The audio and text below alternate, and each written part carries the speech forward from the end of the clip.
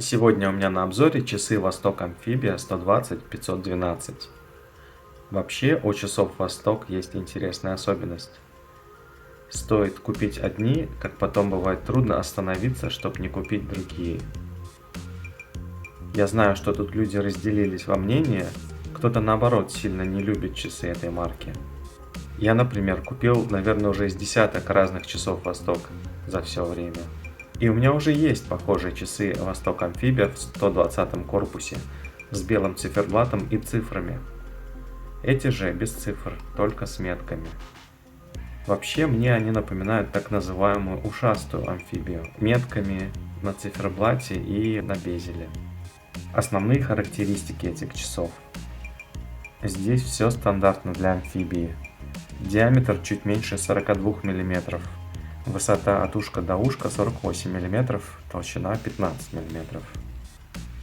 Ширина между ушками 18 мм. Корпус сделан из нержавеющей стали. Вес на поставляемом ремешке составляет 81 грамм. Механизм Восток 2415.01. Без даты, с центральной секундной стрелкой. Автоподзавод, ручной завод, 31 камень. Запас хода при полном заводе не менее 31 часа. Стоп-секунды нет. Заводная головка завинчивается. Класс водозащиты 200 метров. Безель вращается свободно в обе стороны. К этому мы все уже привыкли у амфибии. Часы имеют выпуклое плексигласовое стекло, которое легко поцарапать. Но также можно отполировать в домашних условиях. Посмотрите мое видео на эту тему. Внешний вид у этих часов, на мой взгляд, очень приятный. На черном циферблате нанесены треугольные метки на 3, 6, 9 и 12 часов, а также прямоугольные метки на всех остальных. Белый на черном создает отличный контраст. Жаль, только стекло может бликовать при определенном освещении. Привычная форма стрелок для Востока. Красивый акцент создает синий цвет секундной стрелки. Таким же цветом заполнены риски минутных отметок на безеле от 0 до 15. Мне нравится, как выглядит заводная головка. Она крупная и с ней удобно обращаться. Безель, а также лицевая и боковая поверхности корпуса полированные, и это смотрится хорошо. Ремешок полиуретановый, мягкий и приятный. Отлично подходит для контакта с водой. В нижней части ремешка сделана перфорация, отверстия позволяют коже дышать. Из минусов к нему липнет пыль. А еще ремешок снабжен двумя фиксаторами. Так вот, они не всегда справляются со своей задачей, и свободная часть ремешка иногда из них выходит. В целом часы, на мой взгляд, довольно универсальны, и к ним подходит как нейлоновый ремешок, так и стальной браслет. Можно даже экспериментировать с различными кожаными ремешками. Это если вы не планируете в них плавать. Вообще, смена ремешка или браслета – самый простой способ придать новый вид вашим часам. Часы могут сильно преобразиться с новым ремешком, уходя то в спортивный стиль, то в милитари или более классический. В повседневной носке я часто отдаю предпочтение нейлоновому ремешку. Наверное, с таким я и буду в основном носить эти часы.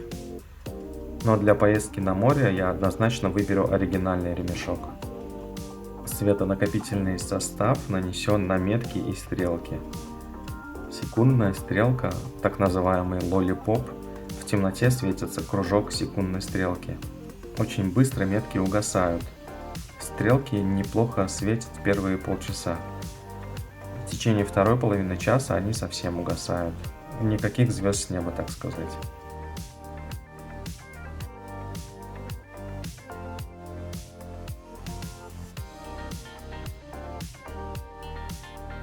Точность хода неплохая. В положении циферблатом вверх таймграфер показывает отклонение минус 6, минус 8 секунд в день. Часы лежат циферблатом вверх, обычно когда вы, например, сидите за столом или когда часы лежат на полке. При ходьбе ориентация часов ближе к положению заводной головкой вниз. В таком положении мои замеры показали от минус 10, минус 14 секунд в день. В целом это лучше заявленных средних значений минус 20 плюс 60 секунд в сутки. давайте подведем итог. Лично мне эти часы очень понравились. Мне нравится их внешний вид. Если это ваши первые часы или первые механические часы, смело покупайте. Они предложат вам высокий класс водозащиты и прочный стальной корпус. Конечно, у них есть и минусы. Не всегда хорошая точность входа, отсутствие стоп-секунды, свободно вращающийся безель и много других деталей, за которые обычно критикует Восток. Но низкая цена этих часов прощает все эти минусы, на мой взгляд. А что думаете вы?